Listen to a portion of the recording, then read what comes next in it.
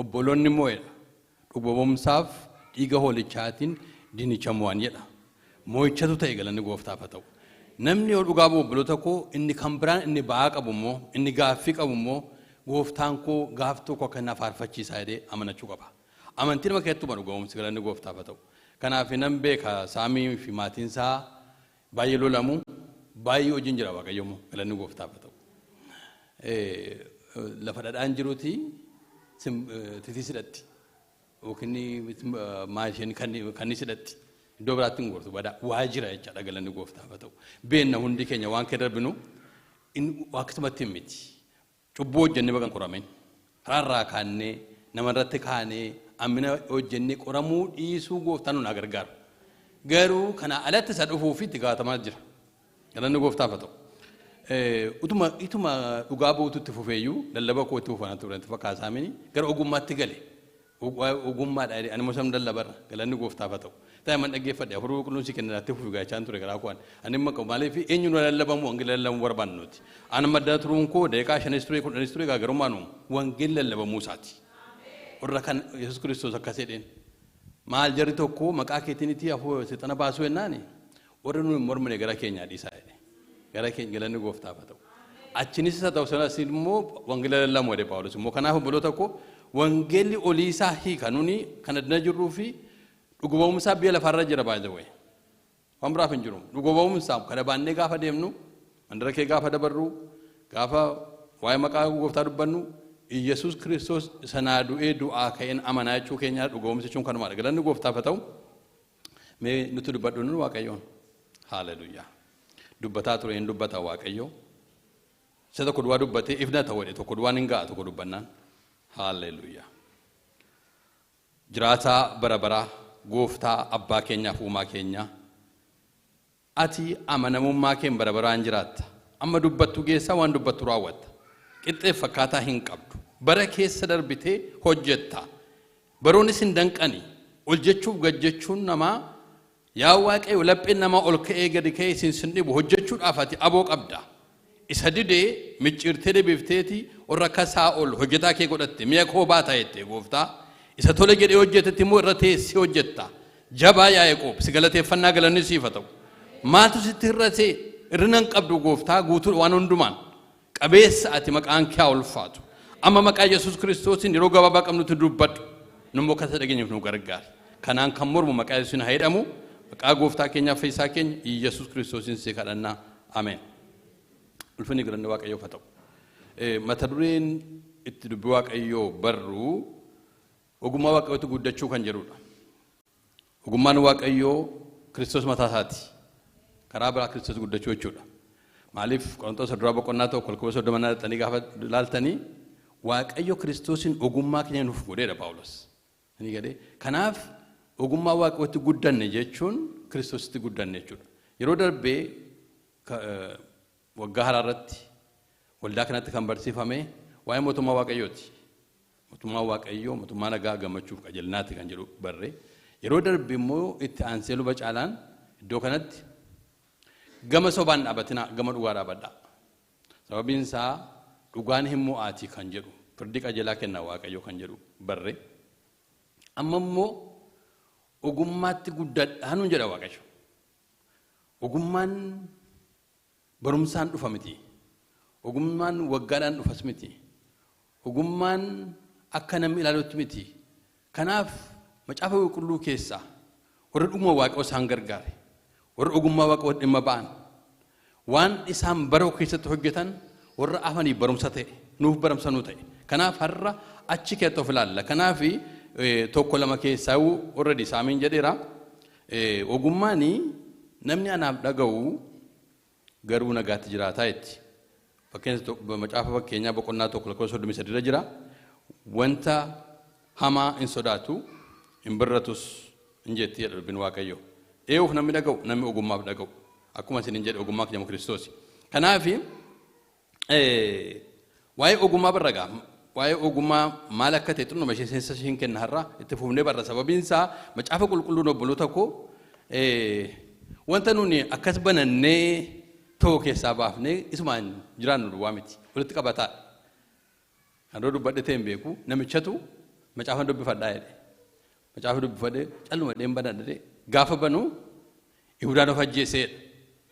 Adee deebisee cufe. Eeshi ennaan takka ture gaafa calluma dhee banuu as akkasuma godheedha. Ooyoo akkasitti miti. Sababiin isaa afura qulqulluudhaan barreeffamee afura qulqulluun immoo waan confusion nu waan olii hin galle nu waan namaa garuu namatti hima. Nuti tun beekin saabii barsiisuu hin dandeenyeef complicated goona malee Yesuus Kiristoos barsiisa complicated hin goone. Qilleensa bakkee simbirroo ilaalaadhaan biqiltuu ilaalaadhaan yeroo ganni dhufu ganna tumiti ammasin duumessa ilaaltu miti ammasin jedha. Waan namni arguu danda'u garuu jireenya dubbata galanni gooftaaf haa ta'u. Jireenya wangeelli mi'aamina jennu wangeelli jireenya jecha tokko sinnaan dubbadhi dhufu hin gaa baay'ee saatiidhaaf intin hin jedhu. Yeroo gaabaan dubbachuu danda'a isatti garuu wangeelli jireenya akka ta'e duun illee dhugaadhaan akka duun nu barbaachisa buloo tokko. Yoo tokko tokko gidiraan dhufee nurkaa buusuudhaaf bubbeen bubbisee waan baay'ee ta'a. Yeroo bubbeen bubbisu gidiraan baay'ee naannoo kanatti marsu Yesuus Kiristoos baay'ee nutti dhiyoo jira mi'aamina jennu galanni gooftaa. Kanaaf ogummaa haa qaban waan argannu raafamu waan nu mijateen immoo baay'ee ol qabu waan irra ta'een waan baay'ee tumteen Yesuus Kiristoos yeroo kana maal jedha. Qilleensa keessa hin dubbattaa bara keessa hin dubbattaa yeroo keessa hin dubbattaa maal jettannee ogummaa barannee nu gargaara mi'aamina jennu. Galanni gooftaaf haa ta'u. Macaafa fakkeenyaa Saamiin akkuma isin jedhe dubbateera Waaqayyoon sodaachuun jalqaba ogummaati isa qulqulluu sana beekuunis hubannaadha kan jedhu dubbateera. Seensan dubbachaa jira. Maal jetti ogummaan warra na jaallatan nan jaalladhaa jetti. Warra na barbaadan immoo na argatu jetti. Kun amma achuma naa keessan eewu isuma Yesuus Kiristoos na barbaada na argatu jedha jechuudha. Kanaaf Salamoontu dubbate boloo tokko. Salamoon macaafa 3 barreessee macaafa 3 inni barreessee macaafa fakkeenya wedduu weddotaa lallaba barreesse. Namoonni yeroo jedhanii Salamoonii wedduu weddotaa barargummaa isaa barreesse jedhu. Maaliif waa'ee jaalallee isaatii maal isaa barsiisaa haa ta'u malee wangeela Yesuus Kiristoos jaalallee isaatti akka inni barbaadu gatii akka inni baasee barbaadutti dubbata. Macaafa fakkeenyaa immoo ol bukkee qaba. Gowwaaf ogeessa beekaaf wallaalaa ol bukkee qaba. Waan lamaan ol bukkee dargama. Macaafa lallabaa immoo bara dulluma isaa kee barreesseedhu maaliif lallabdicha jaarsicha maaliif eega waan hundumaa arge waan hundumtuu waan biftuu gadi dhagatiin qabu. Dubartoota baay'ee fuudhee qabeenyaa baay'ee argee warqee baay'ee mana tuullatee waan baay'ee godhee Salamoon jalqaba isaa gaarii ta'e dhumarratti badee. Kanaaf nama kufirraas Waaqayyo nama fiixaan ba'umsa argataa nu barsiisa waanta ta'eef Salamoon irraatti akkasittiin barraa jechuudha. Macaafa fakkeenyaa gaafa barru isa barra miti garuu macaafa fakkeenyaa kan dubbatu dubbadhee darba. Kanaaf egaa iddoo tokkotti akkasidha. Dubartii miidhagduun jedhama. Dubartii miidhagduun dubbii immoo alalfattee hin dubbanne akka amartii warqee funyaan booyyeetti jirutu jedha. Argitanii baay'ee nama gaddisiisu. Dubartii bareedduudha miidhagduudha garuu dubbii immoo alalfattee hin dubbanne booyyeen immoo tokko aadaa Israa'el keessatti baay'ee tuffatamaadha. Mucaan sun inni bade suni booyyeetti gatame. Bakka sadhumaata jechuudha. Kanaafi ol bukkee roonni qabu ammam akka ogummaan gaarii ta'e ammam akka hubannaan gaarii ta'e ammam akka namni hubannaaf ogummaa qabu bara keessatti tasabbaata isaa qilleensi geeddaramuu danda'a gidiraan dhufuu danda'a ol ka'uu gakka'uun dhufuu danda'a garuu namni Waaqayyo ogummaa jireenya isaa keessa kaa'ee kufee akka hin kufne dhugaan Waaqayyoon dubbata. Kanaaf ogummaa barra. So ogummaa kana akkuma jedhe eewu irraa barraa Yesuus irraa barra gaaffii hin qabu. Namni barsiisaa irraa baroonni hin biraan hin jiru. Namni bifi isaa hojjaan isaa lakkaa'amu lafa taa'umsi isaa beekamu namni beela'uu danda'u madaa'uu danda'u Waaqayyootu dhufee nama nuu ta'e akka nuu galuuf ammatu ergamoota ta'e eetta garree irraa barra hubadhaa. Ergamoonni nama fakkaannee hin beelofne dhujin hin bulle. Yesuus Kiristoos garuu Waaqaaf lafa sagalee isaatiin isa guututu anaaf isiniif akka galuuf jedhee kan hojjaan isaa safaramu kan gatiitti isaa beekamu lafanni bulu kan beekamu kan beela'u kan madaa'u ta'eeti fiizikaalii mucaa namaatiif gadi bu'ee dhufe galanni gooftaaf haa ta'u. Namni isarraan barree waan irraa baruu hin qabu galanni gooftaaf haa ta'u. Amma ergamoota waa'ee Miikaa'elinaan isinitti himee waa'ee Gabri'eelinaan isinitti himee walii galuu hin dandeenyu maaliif namni kana arguu danda'u jiru. Yesuus Kiristoos kun biyya lafaa kanarra deemee jibbamuun qofaa ta'uun arrabsamuun rukutamuun maal akka ta'e nutti agarsiise. Nuun akka rukutamneef kana godhu malee gaafa biyya lafaa nutti bu'amu isarraa barraa jechuudha. Galanni gooftaaf haa ta'u. Kanaaf egaa amma Iyyasuus Kiristoos waan inni dubbate irraan guyyaa irraan jalqabnan jennee baay'ee isin ibsuu hin danda'a. Wangeela Yohaannis boqonnaa lamarraa wajjin dubbisna. Ogummaan barbaachisaa dhega ta'e ogummaadhaan Iyyasuus Kiristoos deebiinni kenne dubbinni dubbate nuuf jireenya ta'arra maqaan Waaqayyoo ulfaatu.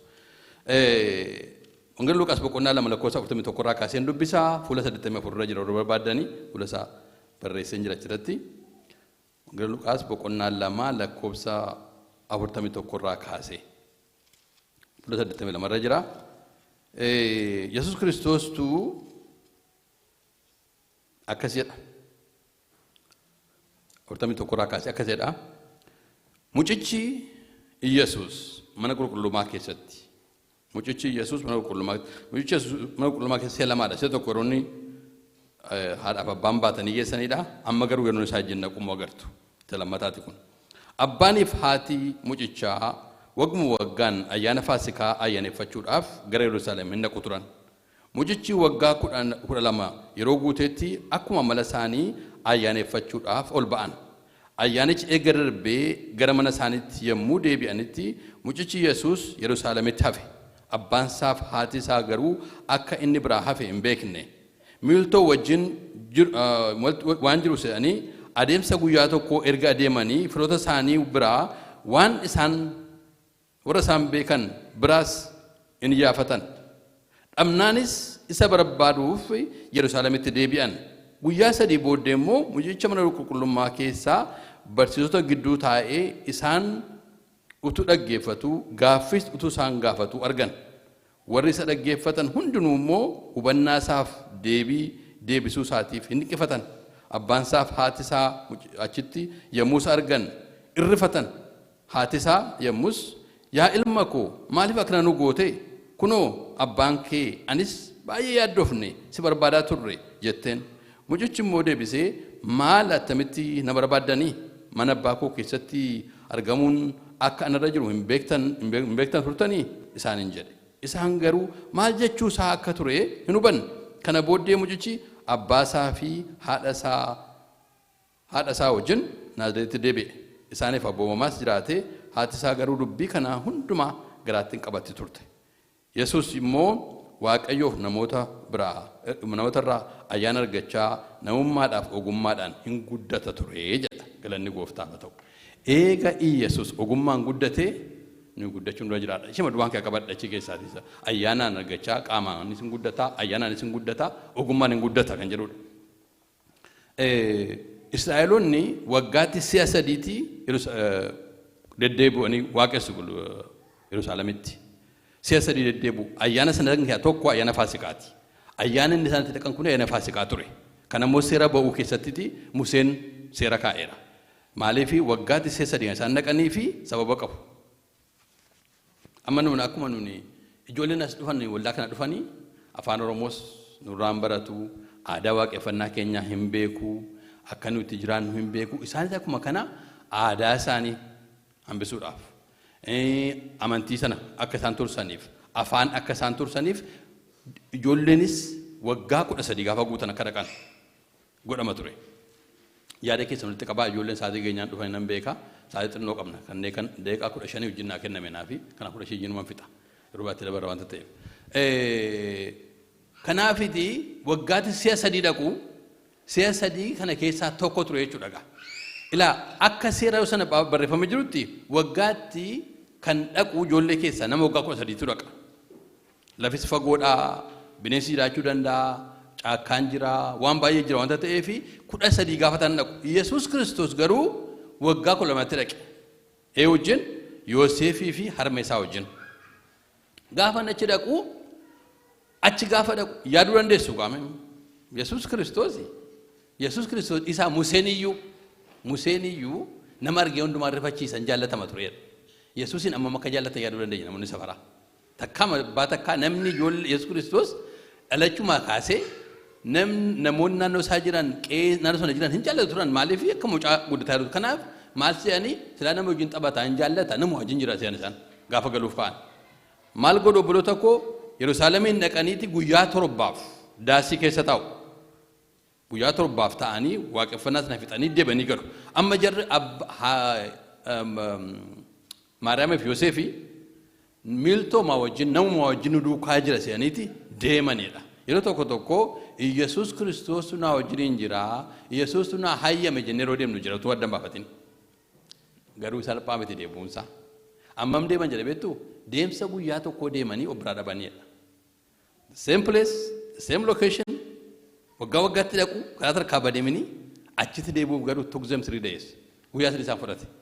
Agartanii maa inni Yesuus Kiristoosin buufnee deemnaan tajaajila keenya dhiifnee buufnee deemnaan gurmuu keessaa dhiifnee baan is not easy to come back. Salphaa miti. Bakka namni keessummaa ta'a namu seenterii ba'e namuma kaleessa mutiriitu nama biraa ta'a. Sababiin isaa gati nama baasisa. Maariyaamii fi Yoosefii guyyaa tokko irraanfatan. Deebuudhaaf garuu guyyaa sadaffaatti dhufanidha. Maal eessa turan? Hin danda'amu kaa salphaa miti. Nuna gargaaru gooftaan. Amina jennu lafa nu jirru yoo ogummaan yeroo baanus yeroo galus of nu ta'e akkuma highway beekanaa exit wala deebuu hin danda'amu. Exit tokko tokko exit gootanii deebuu rakkattu.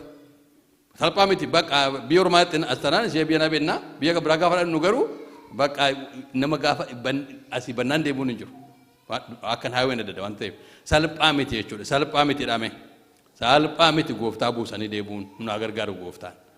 Kanaaf egaa ishee kana achumatti dubbadhe malee waan isaa waa'ee ogummaa sana dubbachuu barbaada. As keessaa Maariyaam dubbatteetti gooftaan dubbateera namoonni achi jiran dubbataniiru fookasiin koo kan gooftaati.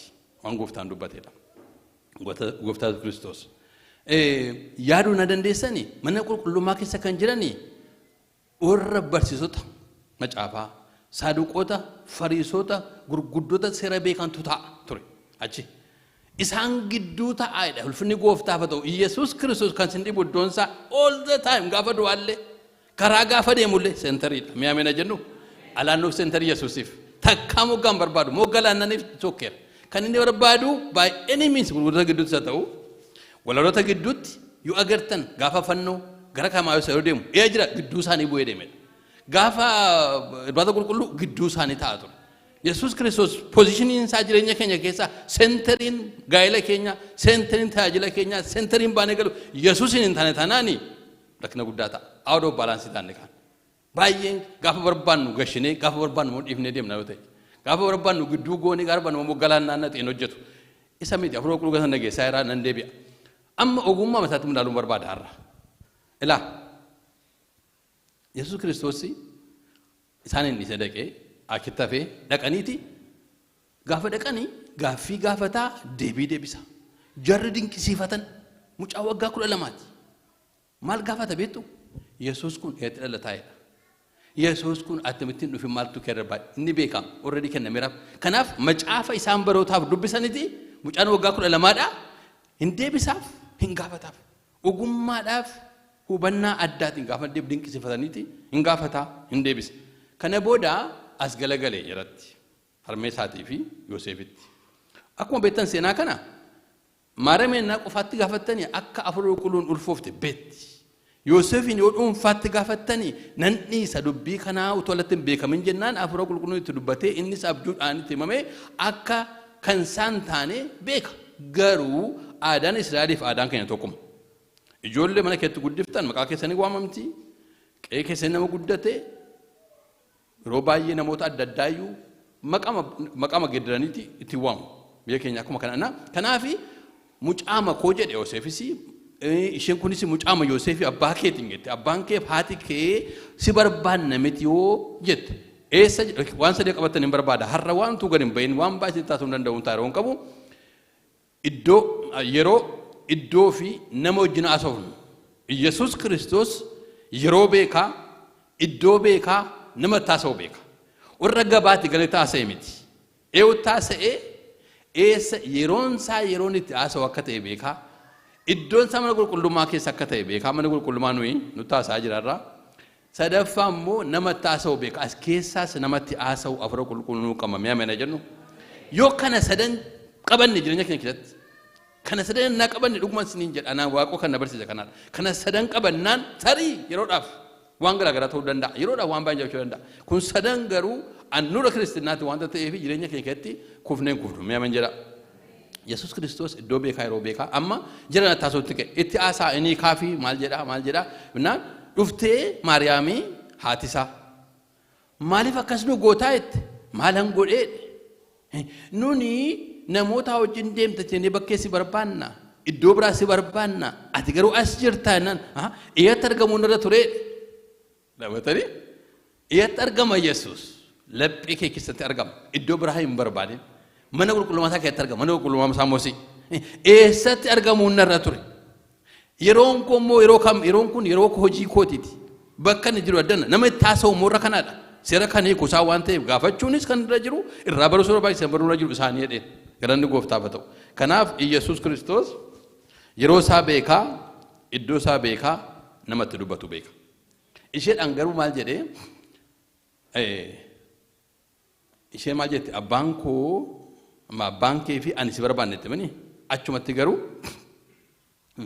mana abbaa koo keessatti argamuu naaf hin ta'u jedhenne immoo amma waliin faalleessu walaaltan waliin faalleessu waa lamaadha deebinni deebisaa jiru Maariyaamiif Yoosef utuu hin ta'in deebinni deebisaa jiru horra ilma abbaa ta'uu isaa question godhan horra olii dhufuu isaa question godhan isaanitti sababiin isaa kana Yesus Kiristoos kan fannisiisee dhumarratti attamittiin ilma Yoosef muka sooftichaa nama nuyi beennu ilma waaqaraan dhufe nuun jedhanii kan fannisan beekanna kana tiriigarii waati godhee deeme ulfinni gooftaaf ta'u abeet ogummaa inni itti dubbate waggaa 12tti ogummaa inni itti dubbate sana macaa baay'ee dubbisuun bira ga'uu dandeenya achi taa'ee haadha situun ifatin jaratti immoo beekadha ani ilma Yoosef akkan hin taane yoo ilma Yoosef jedhee dubbate ani jedhee yaa robormoo inni garuu maal jedhee eessatti argamu irra jira mana abbaa koo eessa mana qulqullummaa innaan taasa'u irra jira warra macaafa beenna jedhan warra seera beenna taasa'u irra jira okay nama kan biraan dhimma hin qabani argiun godhani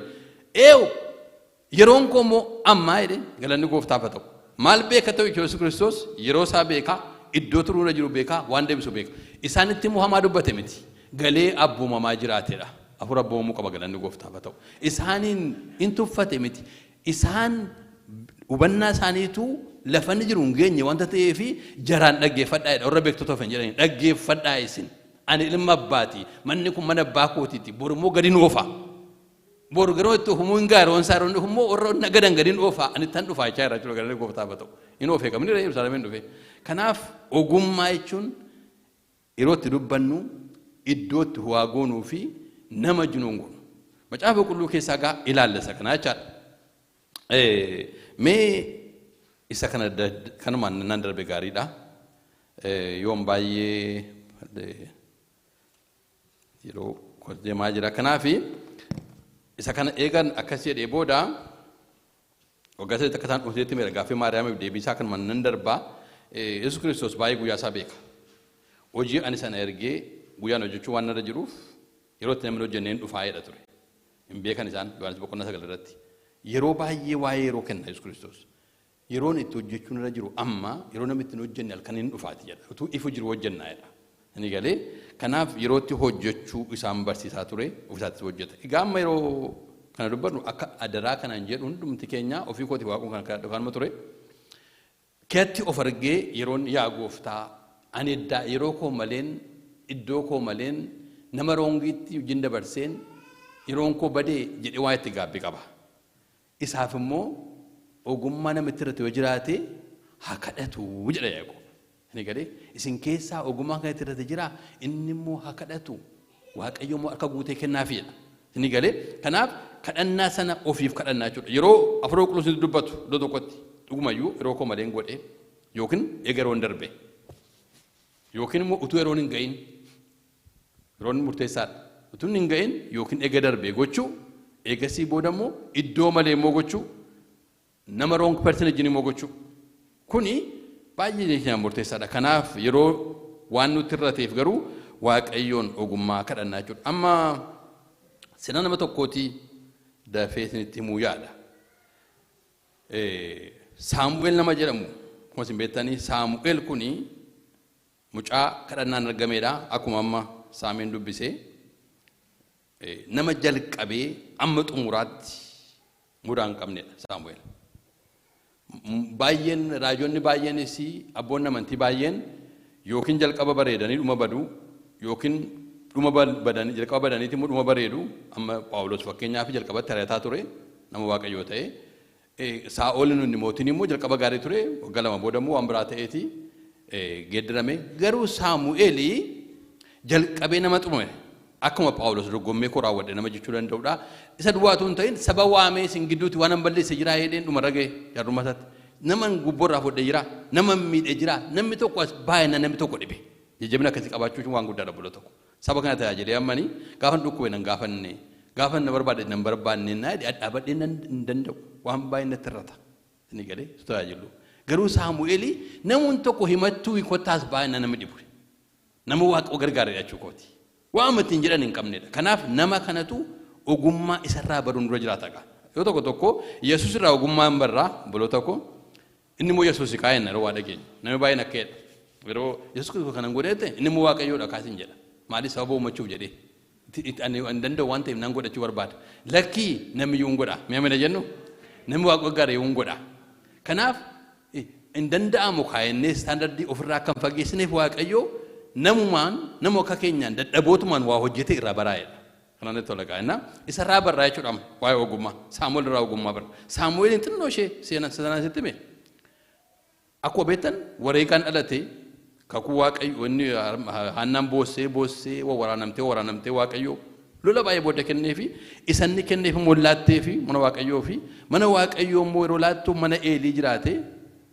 Eelii jiraate Eelii guddate haa ta'u malee saanduqa waaqayyootti dhiyaatee bula namatti tolu isa kanaadha Eelii gooftaan isaa eebbisu baga dubraan kennaniif amma to'alatti kenne mucaan kun saanduqa kakuu waaqayyootti dhiyaatee bula yeroo hundumaa kan inni mucaa wallaalaadha ibsaa mana waaqayyoo ammallee hin dhabne sagaleen dhufa jirratti yeroo ibsaan jiru kanaaf nama saanduqa waaqayyootti dhiyaatee bulu namni bulu tokko kakuutti dhiyaatee bulu yeroo nama sagalee dhaga'a namni kakuu waaqayyoo irraa hin fagaanne dubbii waaqayyoo irraa hin fagaanne nama kan biraafuu jireenya ta'a Saamu'eelii bultiin isaallee rafitiin isaallee godoo keessa miti parpazilii waaqayyoo garaa Eeliitti dubbatee bukkee kaa'e ijoolleen Eelii saanduqa waaqayyootti waliin bulan garuu Saamu'eel saanduqa waaqayyootti dhiyaatee bula kanarraa kan ka'ee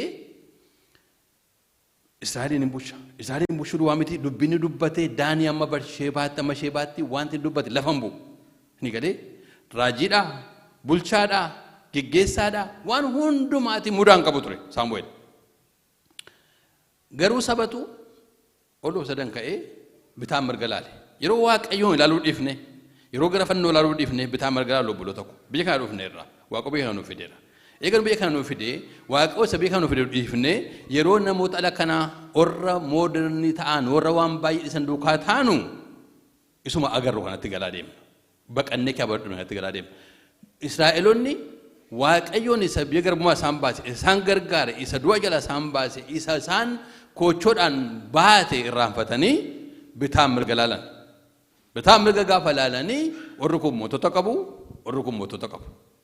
mootiin waaqaaf lafaa karaa Saamu'eel godhataan geggeessu nuni ollaan keenya mootii qabaa nu mootii hin qabnoodhaan mootiin barbaachisaadhaan Israa'eloonni inni iyyuu gara waaqootti immoo kan nama dhibu akka waan waarrate tirranne waan tokkoyyuu inni iyyuudha innaan waaqa iyya saba kanaa dhageeraa era waaqoon waa washu waan waaqoon gaafatin kan gaafanne gooftaan nu gargaaru inna gaam iyya roongi yun dhagaam waaqoo beektu mini namni tokko iyya garmad iyya roongi dhagaa iyya badiisatti geessu no iyya ulfina hin qabne iyya waaqayyoo raggaasifne gooftaan nu waa washu iyyuu keenya duwwaa miti wanta iyyuu nu beekuu qabna amma inni iyyuu maa jedhu akka bitaan mirgaa nu ta'uu dide namoo dhabne nama dura boode moo barbaadu turan silaa Israa'el rakkinni isaa deeqa maxinoo ishee yeroo argateennaan ituma waaqa wajjin hin jiru waan inni godhu waan biraadha bara jabbii hojjete akkuma beektan nus akkasumaam beektumanii Israa'el waaqa qabna miti dadhabbii keenya beennam xinnooma ishee waan tokko garraan waan biraan dhufate tokko wanta ta'eef akkuma kana kanaafi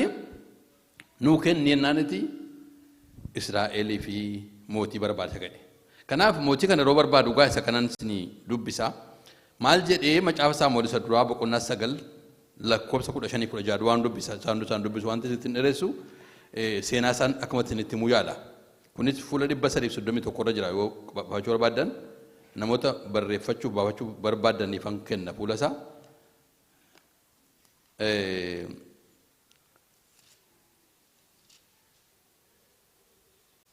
fuula 331 irraati Akkasiidha.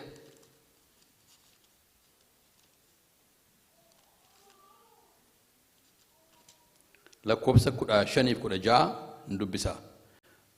Macaafa Saamu'eel isa duraa boqonnaa 9 lakkoobsa 15 irraati akkas jedha.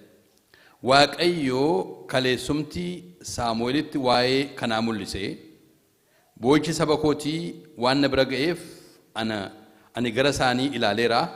Kanaaf boor yeroo akkasii nama tokko biyya Beniyaamiin gara keetti nan ergaa, ati isa dibi, inni immoo saba koo Israa'eliin hin geggeessaa, akka Filisxeemotaas isaan in oolchaa jedheedha. Yoo kana dubbiseen ga'a. Amma utuu anaaf isin ta'e sagaleen akkasii nu dhufe nama tokko biyya Beniyaamiisitti ergaa, saba kanatu natti iyyaa jira, mootii barbaadanii akka dibduun barbaadan naa dibi jedhe har'a sagaleen dubbatee borhumoo bifaan mul'ate tuana ta'ee tuana galata dibata. Maaliif bakka nan fixe jechuudha ka Saamu'eel garuu akkas miti. Gooftaan isaa eebbisu.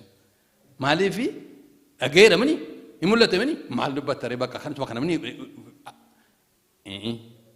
maal jedhee nama tokko dhufaa gosa keessaa moo gosa Beniyaamiin qulqulleessee baay'ee himeeraaf. Innaan gara kee dhufaa yeroo inni dhufu iyya saba kootii waan dhageeffan akka inni Filisxeemota isaan oolchuufan dibamoodha karoora isaa bilisa baasaa ati dibi jennaan qulqulleeffatee dhagee akkuma inni jedhe dhufe immoo Saa'ol. Akkuma beektan Saa'ol mata dureen isaa harreedha. Waan marge hundumaa harree asi'a hin barbaada waanta ta'eef harreedha asii waa sochooteen harreema asitti harreema asi'a harreema asi'a yaada isaa keessa mul'atni isaa qalbiin isaa harreen qabamaadha. Maqaa Yesuus Kiristoosiin kan Waaqayyoo kan taane buufnee dabarra.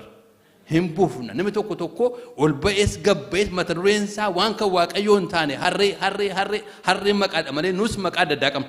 Waan yeroo hundumaa mata duree nu ta'u. Kanaaf isa inni harreema yaada mul'ata harreema biraan qabu.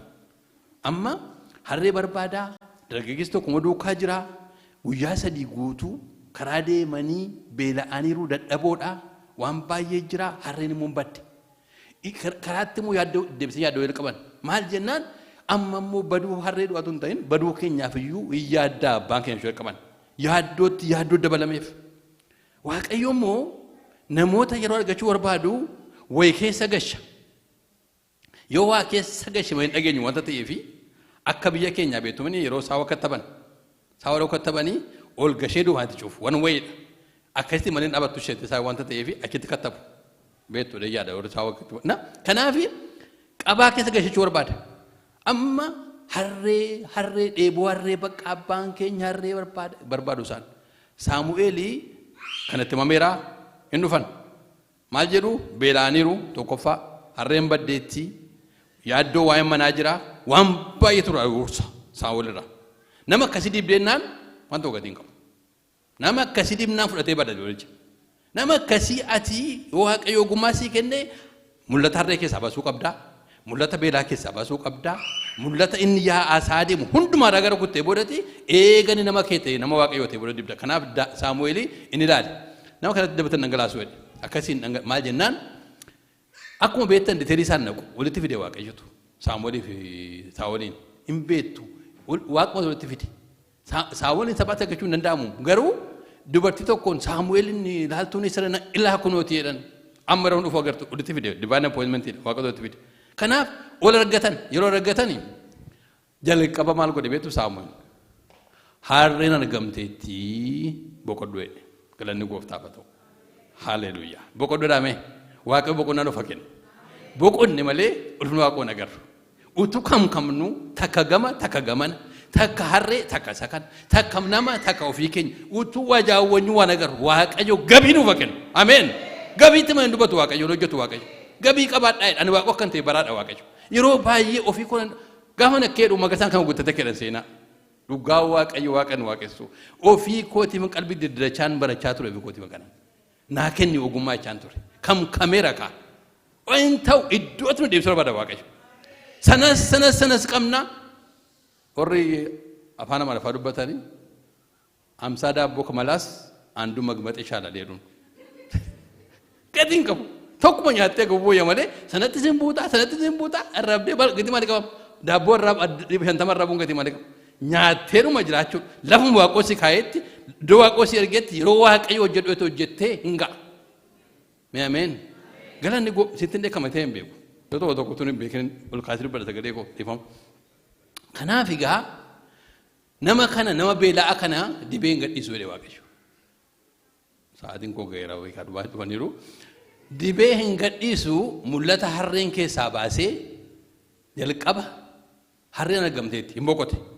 Saa'ol waaqa amma mul'ata harreen jiru. Innaan beelaadha moo nyaachuu moo qaba garaan qullaadha. Nama qullaa garaa qullaa kana ammas waa buddeen yaasaa gadi ba'ee yoo akkasiin dibdee dibamee ba'ee waa buddeen yaasaa amma jiru. Buddeenis kiyyaa baasuun qabaa jedhe. Amma ati ol galii jedhe maannaan iddoo sii kennamee jira ol dabarse. Innaan kan sii kaa'amee jiraati jedhee namicha isa waxibee eeguuni isa kaa'ameef sana kan sii kaa'amee jira mee ameen jedha. Kan sii kaa'amee jiraam kan kamuu hin qabnu kan naa kaa'amee jiraam kan namaa miti kan hin barbaadu kan koo jira iddoo koo jira mee ameen. Haalleluuyaa natti tola baay'ee sababiin isaa gaafa iddoo koo qabadhu maadha macaafa duwwaa qabeettu macaafa moototaa duraa boqonnaa jaarratti mana qulqullummaa yoo Salomoon ijaareedha. Sagaleen burruusaaf sagaleen sibiilaan dhaga'amneedha. Maaliif beektu dhagaan hundumtuu soofamee iddoo isaa qabate. Ni galee iddoo isaa waan qabateef rukutanii gashuun hin jiru. Sumaan gala. Kanaafi kan kee kan sii kenname kaa'ame jira utuun dhaabatii nyaadhu deen. Saa'ol akkuma beektanii nama qaama qabuudha nama gatiittii guddaati luka fayyaa kenneef. Maal ta'eem beela mooraa rukute. Ameen. Gabii dhufaa jiraamsanii galee gabiitti deebuun dura jiraam. Utul filan again lubaa fixeera. Saatiin dha. Amma jalqabaa maal godhee harree mul'ata harree harkaa argate. Harreen argamteetti boqoddoo naan hin boqote gurbaan. Innaan beela qabda nyaadhuudhaan hin nyaachise. Ammayyuu hin dibuum wadhaa kana baateera. Utoo mana wiiti immoo finne egaa. Amma hin kaa'e. Kaa'ee sana booda amma immoo iddoo kenneef iddoo boqonnaa. Dhaqi rafeedheen. Yeroo rafeedhu namichi kun maal yaadaa bula? Garaan guuteera. Harreen deebiteetti. Abdiin Israa'el siif mana kee malee eenyu jedhee mootti hime. Eewunni abdiin Israa'el naan jedhe maa inni jedhee abdiin isaa gaa waa'ee abdii Israa'el taana nuti jedha. Ani gosa Biniyaam keessaa gosa xinnaadha. Attam ta'een abdii Israa'el taa'echaa maal godhe jechuudha sammuusaa qopheesse jechuudha dibataaf. Gooftaan nu naa qopheessu. Yoo nu qopheesse malee hin dandeenyu beekamaadha. Yoo nu keessaa baase malee harree mul'ata irra dhufe lixa. Mul'ata nyaataa dhufe lixa. Mul'ata namaa dhufe lixa. Ulma katachuu dubbinsa. Kana booda namichi dhaqee ciisee abdiin Israa'el si mana keetti kan naan jedhe maal jedheen. Ganama ammas barii kaase. Saa'oliin. Ganama barii aadaan Israa'eliif aadaan keenya tokkuma. Ulfina dhowwatee miti. Yoo bariin hojjete malee hin ta'u yeroo isaa barbaachisaadha. Inni galee utuu Saa'ol waan biraan dhaga'een utuu itti hin galeen bariidhaan kaasee qe'ee keessaa fuudhee baasee ulfinni gooftaaf haa ta'u. Nu naa baasu haala keessaa. Waan nu qabu keessaa nu naa baasu. Waan nutti himuudhaaf. Achi fuudhee baasee dargaggeessi wajjin ture suni dargaggeessa wajjin ture. Dargaggeessi suni hojii guddaa hojjete horii kaffalee kan geesseessa. Garuu mul'ata isaa fixeera waan ta'eef ergaa isaa fixeera adara boodeen. Adabarsu ameen jedhame. Abba madi boodee maal guutaan yoo mul'ata fixu hin dabarbu ture dhakaa. Waan hojjetu kan moo qaba waan ta'eef. Innaan dabarsi innaan hin deemeen qofaatti baafate. Amma gaa zayitiitti dhangalaasee ati lattee Filisxeem jalaatii saba koo baaftaa akka isaan lammatan qabsinee gootadhee dibata qulqulluu dibame Saa'ol. Dibata qulqulluu innis hojii qulqullaa hojjete waggaa 2. Ofiisaati irraa kaatiraa kanaaf. Kanaaf maal agarra Saamu'eel keessatti jechuudha. Yeroo itti hojjetu beekaa. Iddoo itti hojjetu beekaa. Nama keessaa dibee gargar baasee dibuu beeka. Mee ameen. Ebenezer kun ergaa keeti. An dhugaa waaqayyoo waaqa jiraataa fulaa qoseetti maa akkam barsiisuuf lubni duraan naa kennanii innaan yeroo sana dhukkubeen hin dandeenye. Mata duree barsiisuu waaqoo naa kenneetu rolos. Amma yeroon kan barsiisuuf jedhu natti geeddarraan maal godheen barsiisa waa'ee ogummaan qabaleen barsiisamuu jedhe waaqayyo garuu ergaa kana saba kanaaf barbaada. Dhugaa waaqayyo waaqa jiraata is timely message of tolummaa mini mee ufuma qoraa laalaa. Waaqayyo maal jechaa jira yeroo iddoo waan namatti hojjetan beekan hojjechaa jira. Kanuma waan dubbachuu barbaadanna galanni gooftaaf haa ta'u waaqayyoon galateeffanna itti fufnee barra sababiin isaa Saamu'eel du'aa barra waan taaneefi torbeen barra miti dhufa. Itti fufnaa gooftaan nu gargaaraa amma waaqayyoon kadhannee xumurra. Galanni gooftaaf haa ta'u jecha tokko qabatannaa ta'e nuga tokkoyyuu baay'eedha gooftaadhaaf ulfinni gooftaaf ta'u. Haalleluuyaa. Raafama keessatti dubbachuu beeka Waaqayyo. Bidiruu yaabbatanii bubbeen bubbisee yaadda'an keetti gaafa inni dhufu garuu sagalee isaatiin bidiruu keessaa utaalee ba'e Phexros. Sagaleen kee nama baasa gooftaa. Sagaleen kee riqicha namaa ta'a. Sagaleen kee karaa namaa ta'a.